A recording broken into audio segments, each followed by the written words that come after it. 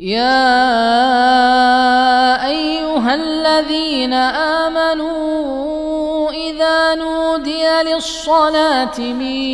يوم الجمعة فاسعوا إلى ذكر الله وذروا البيع ذلكم خير لكم إن كنتم تعلمون فإذا قضيت الصلاة فانتشروا في الأرض وابتغوا من فضل الله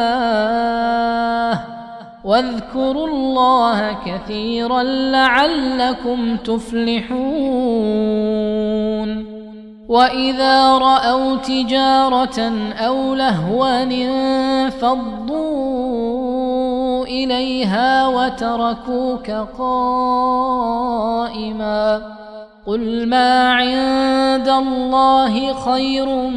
من اللهو ومن التجارة والله خير الرازقين